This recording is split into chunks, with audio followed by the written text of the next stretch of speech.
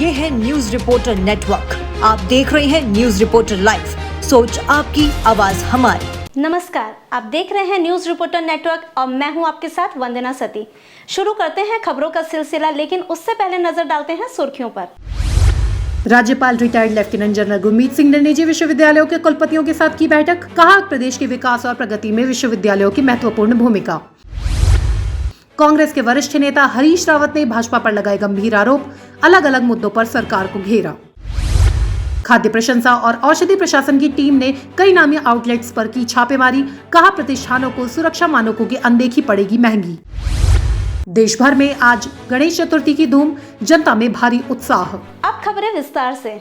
राज्यपाल retired lieutenant general Gurmeet Singh ने राजभवन देहरादून में निजी विश्वविद्यालयों के कुलपतियों के साथ बैठक की।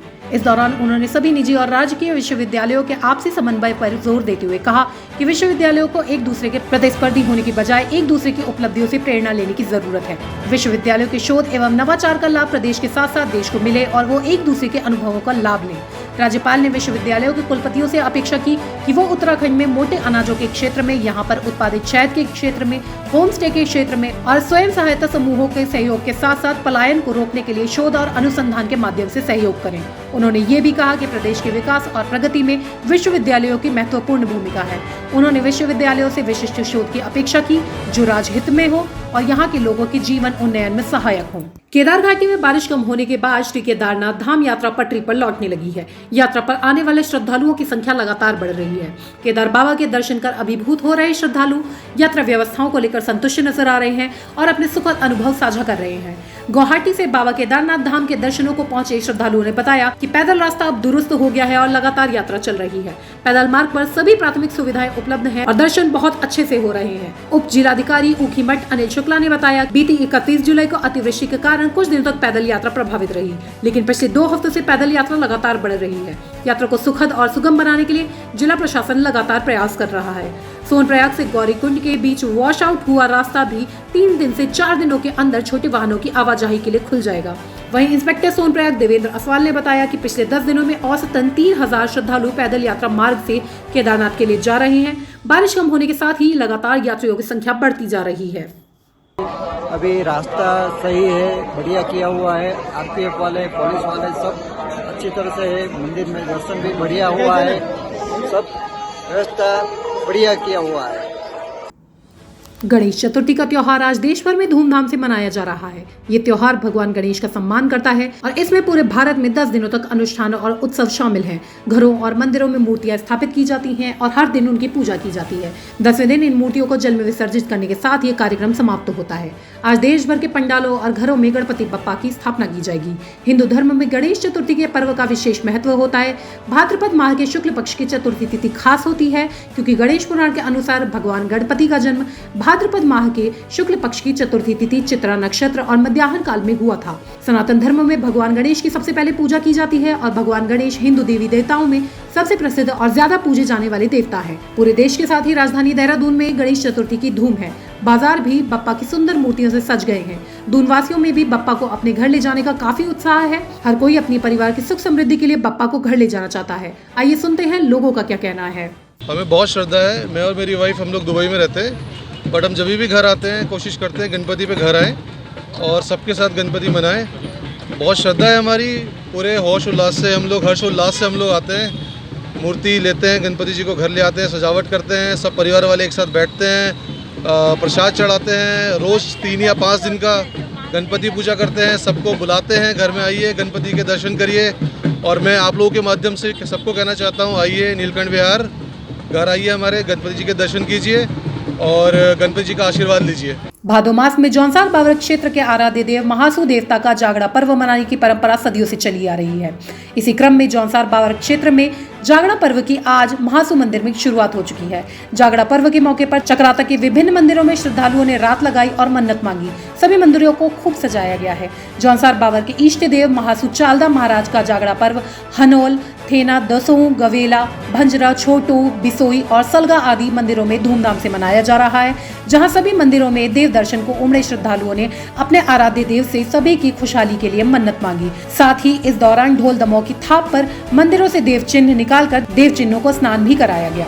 इस मौके पर पर्यटन मंत्री सतपाल महाराज और क्षेत्रीय विधायक प्रीतम सिंह ने हनोल स्थित महानसू मंदिर में देव दर्शन कर पूजा अर्चना की। इस दौरान पर्यटन मंत्री ने कहा कि जौनसार बावर के पौराणिक परंपरा वाले जागड़ा पर्व को राजकीय मेला घोषित करते हुए इस दिन सरकारी छुट्टी रखी गई है। वहीं उन्होंने कहा कि मंदिर के पौराणिकता को देखते हुए इसे 5वें धाम के रूप में विकसित किया जा रहा है, जिससे यहाँ के मंदिर विकसित हो सके और पर्यटन को भी बढ़ावा मिल सके। जो है परिवहन चल रहा है, बस सर्विस चल रही है और भक्तों को लाने में सब लगे हुए हैं। माशू महाराज का जागड़ा हमारी संस्कृति का केंद्र है और सभी को मेरी बहुत बहुत बधाइयाँ। और आज का दिन जो है अवकाश भी घोषित किया गया है। ये जागड़ा जो पर्व है ये हमने राजकीय पर्व घोषित किया है, तो आप सभी को बहुत बहुत बधाइयाँ। अपनी संस्कृति को आगे बढ़ाइए। माशू महाराज की जय। उत्तराखंड कांग्रेस ने दूसरे चरण की श्री केदारनाथ प्रतिष्ठा रक्षा यात्रा के लिए सभी तैयारियां पूरी कर ली हैं। कांग्रेस प्रदेश संगठन उपाध्यक्ष मथुरा दत्त जोशी ने बताया कि कांग्रेस आगामी 11 सितंबर से प्रदेश कांग्रेस अध्यक्ष करण माहरा के नेतृत्व में श्री केदारनाथ प्रतिष्ठा रक्षा यात्रा के दूसरे चरण का आयोजन करने जा रही है। उन्होंने बताया कि केदारनाथ ज्योतिर्लिंग के साथ छेड़छाड़ करते हुए नई दिल्ली में केदारनाथ शिला ले जाकर सदियों पुरानी वैदिक और सनातनी परंपराओं को तोड़ते हुए मंदिर के नाम पर मुख्यमंत्री की उपस्थिति में ज्योतिर्लिंग की स्थापना कर समस्त हिंदुओं की धार्मिक भावनाओं के साथ खिलवाड़ किया गया, जिसके विरोध में ये यात्रा निकाली जा रही है।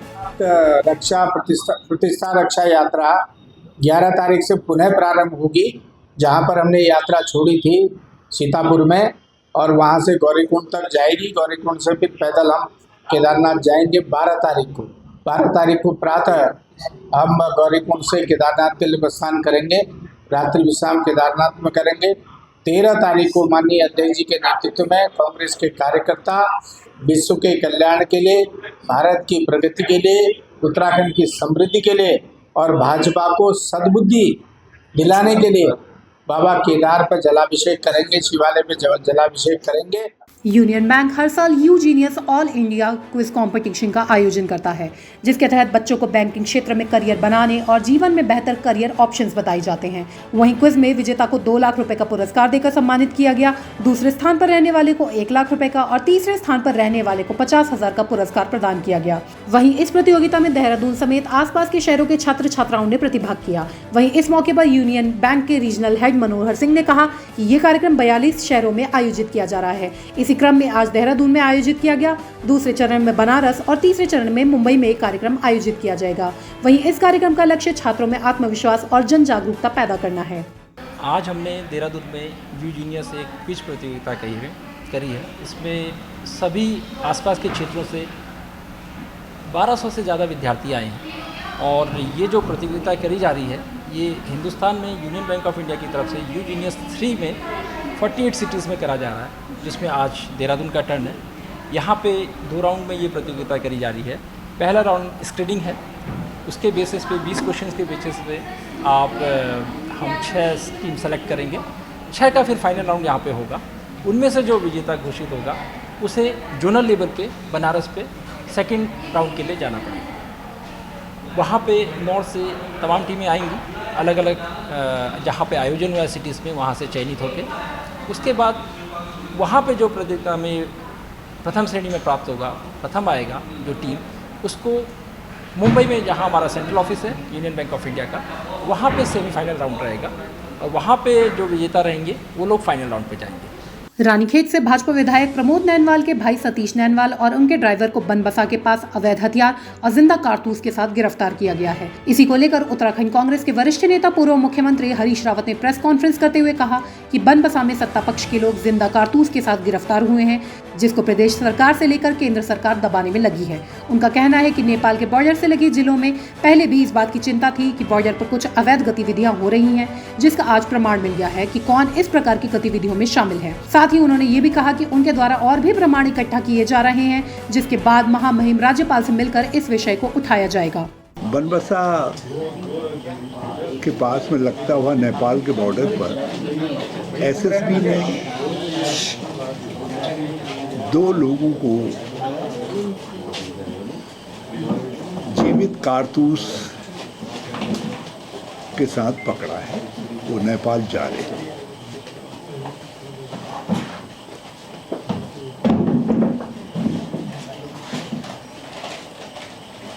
नेपाल की गवर्नमेंट ने, या हो सकता है जो निकट के ज़िले हैं, उन्होंने कभी हमारे लगे हुए ज़िलों की प्रशासन से ये कहा था कि कुछ ऐसी गतिविधियां हो रही हैं जो चिंता का विषय है।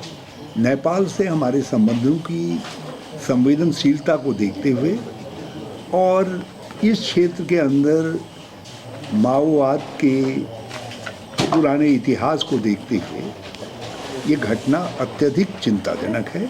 वरिष्ठ कांग्रेस नेता हरीश रावत के आरोपों को लेकर बीजेपी पलटवार के मूड में नजर आ रही है। भाजपा प्रवक्ता कमलेश रमन ने कांग्रेस के आरोपों का खंडन करते हुए कहा कि भाजपा दोषियों को संरक्षण देने का कार्य नहीं करती।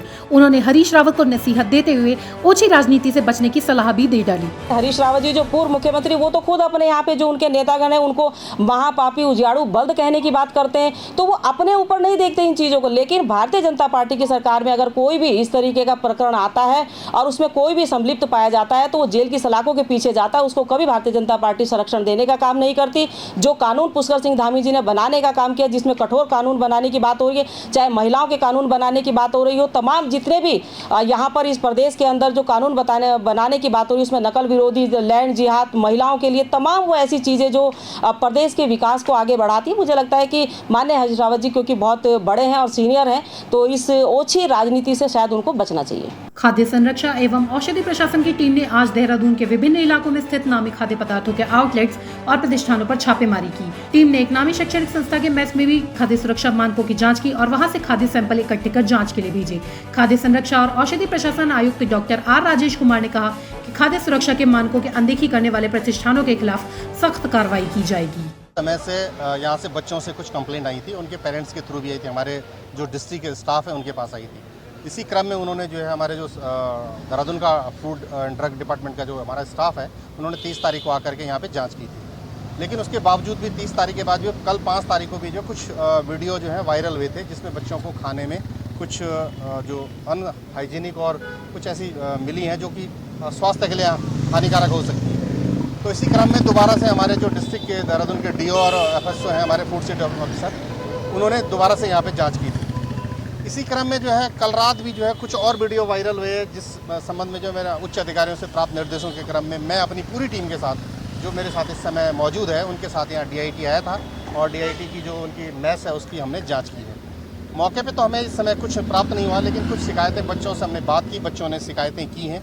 तो इस संबंध में हमने उनको निर्देश दिए हैं कि वो जो बच्चों की शिकायतें हैं उनको सॉल्व करें, बच्चों से बात करें, और अगर इस तरीके से भविष्य में कोई और इस प्रकार की शिकायतें आई और इस तरीके से कोई कंप्लेन हमें मिलती है तो इनके खिलाफ हम सख्त से सख्त कार्रवाई करेंगे। उत्तराखंड में अधिकारियों के हुए बम्पर तबादले के बाद आज उत्तराखंड की नई DG शिक्षा झरना कमठान ने पदभार ग्रहण किया। वहीं उन्होंने कहा कि पदभार संभालने के बाद कई सारी चुनौतियां हैं जिन्हें दूर करने का प्रयास किया जाएगा और सभी जिलों के CO और शिक्षा अधिकारियों के साथ समीक्षा बैठक की जाएगी। राज्य के दूरस्थ क्षेत्रों में शिक्षा की गुणवत्ता सुधारी जाए, इसके लिए प्रयास किए जा रहे हैं।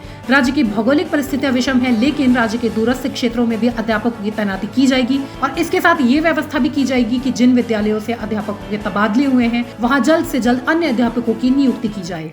देखिए, वो स्टेट की भौगोलिक परिस्थितियाँ इस तरह की हैं, उसको देखते हुए जो विषम परिस्थितियाँ हैं, कहीं पे इस तरह की स्थिति है, जैसे हमने जनपद देहरादून में भी देखा है, जो यहाँ के दूरस्थ क्षेत्र हैं, चक्राता, कालसी, वहाँ पे ये समस्याएं हैं, कुछ व्यावहारिक समस्याएं भी हैं, लेकिन फिर भी ये प्रयास किया जाएगा कि उसको किसी तरह से बैलेंस किया जाए। जहाँ पे शिक्षक नहीं है वहाँ पे शिक्षकों की तैनाती हो और ये भी सुनिश्चित किया जाए कि जो शिक्षक हैं वो अपने तैनाती स्थल पर उपस्थित रहें। तो बने रहिए हमारे साथ और देखते रहिए न्यूज़ रिपोर्टर नेटवर्क। धन्यवाद। अगर आप हमारे चैनल पे नए हैं तो चैनल को सब्सक्राइब करें और साथ ही बेल आइकन को प्रेस करें ताकि उत्तराखंड की कोई भी अपडेट मिस ना हो पाए।